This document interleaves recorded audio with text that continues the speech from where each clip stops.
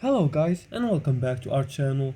In today's tutorial, I'm going to show you how to try a hipster beard in the FaceApp in 2026. Do you want to see how you'd look with the trendy hipster beard? The FaceApp makes it easy for you to try both styles instantly.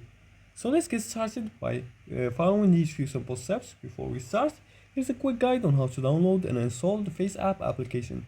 You're just gonna head to the Play Store or App Store depending on which device you're using. You're gonna click on the install button, and once the installation is completed, you're gonna make sure to click on open to launch the app. Once you launch the app, you're gonna be directed to the app's homepage where you're gonna have to give access for the app to give it the camera and the gallery access. Once you give it the access, you're gonna make sure to upload a photo, a clear photo of you, or you can even take one with your camera. Once you take your picture and upload it, you're gonna go to the beard section. Now in the bottom toolbar, you're gonna see a lot of options: impressions, skin size, hairstyle, etc. You're gonna go to the beard section. Once you go to the beard section, you're gonna find a lot of beard or beard styles. You're gonna find the original, the full beard, the hipster, the shave, the goatee, the mustache, the grand goatee, the lion, the petite goatee, and the transfer. So you're gonna choose the hipster as you want.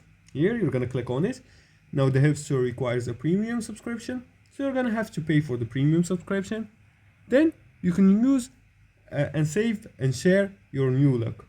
You can also use a front-facing photo for best results and try different beard styles for comparison and keep lighting natural for realism. Now trying a hipster beard is quick and fun, so use the FaceApp to experiment before committing in real life. And if you like this video and found it helpful, please like and subscribe and leave a comment below the video if you have further more questions about this topic. Thanks for watching and see you again in the next tutorial.